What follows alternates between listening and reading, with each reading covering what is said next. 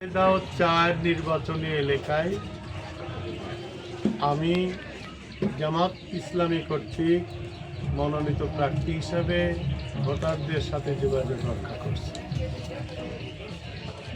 আমরা ইতিমধ্যে বেশ কিছু অসঙ্গতি দেখতে পেলাম, যা সাধারণ জনমতে আতঙ্ক সৃষ্টি হচ্ছে এবং নির্বাচনে উৎসবমুখর পরিবেশে ভোটাররা ভোট প্রদান করবে সেই ব্যাপারে বিঘ্ন সৃষ্টি হতে পারে। এজন্য আপনাদের মাধ্যমে আমরা সংশ্লিষ্ট সকল ব্যক্তি, সরকারি এজেন্সিগুলো এবং সকলকে জানানোর জন্যই আজকে আপনাদের কথা বলছি।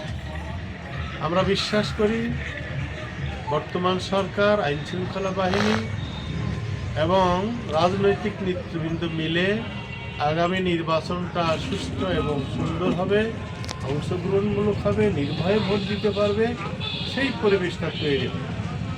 কিন্তু ইতিমধ্যে আমরা যেটা লক্ষ্য করলাম, মাহতাবউদ্দিন ডিগ্রি কলেজের ছাত্র শিবিরের সভাপতিকে অযাচিতভাবে রাতের আধারে হত্যার উদ্দেশ্যে তাকে আঘাত করা হয়। আমাদের এই উপজেলার পূর্বাঞ্চলীয় জামাল এবং কোলা ইউনিয়নের কিছু জায়গায় সরাসরি আতঙ্ক সৃষ্টির উদ্দেশ্যে কাউকে আঘাত করা হয়। আপনারা জানেন, গত রাত্রে রাখালগাছি ইউনিয়নের এনায়েতপুর গ্রামের বেশ কয়েকটি বিচালি গাদায় রাতের আধারে আগুন ধরানো হয়েছে। এমনি বিভিন্ন ধরনের যে কর্মকাণ্ডগুলো প্রতিনিয়ত ক্রমান্বয়ে বাড়ছে, এই বাড়ার কারণে জনমনে আতঙ্ক সৃষ্টি হচ্ছে, যার কারণে বাংলাদেশে যে নির্বাচন আসলে মানুষের মনে আতঙ্ক সৃষ্টি হয়, সেই কর্মকাণ্ডের দিকে কি আমরা যাচ্ছি? তাহলে জনমনের স্বস্তি আসবে কীভাবে?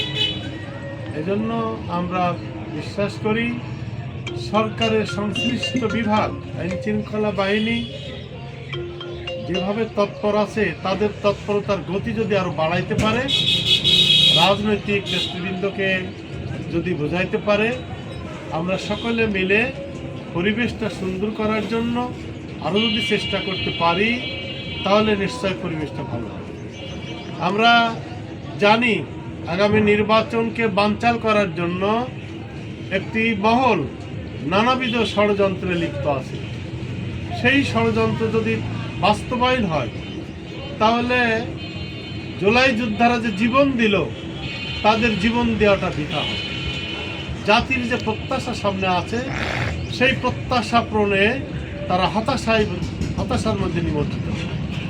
এজন্য আমরা যে যেখানে আছি, আমাদের জায়গা থেকে জুলাই যোদ্ধাদের সম্মান অক্ষুণ্ণ রেখে এই শহীদের রক্ত যাতে বৃথা না যায়, জনগণের আকাঙ্ক্ষা যাতে বৃথা না যায়, নতুন বাংলাদেশ বিনির্মাণে আমাদের যে সমস্ত সমস্যাগুলো ছিল, সেই সমস্যাগুলো নির্মূল করে একটি সুন্দর বাংলাদেশ যাতে আমরা 12 তারিখ উপহার দিতে পারি, সেই প্রত্যাশা বাস্তবায়নের জন্য এই বিক্ষিপ্ত যে সমস্ত ঘটনা ঘটছে, এগুলো যাতে আগামীতে আর মোটেও না ঘটে, এ ব্যাপারে সকলকে জোরালো তৎপরতার আহ্বান জানাই।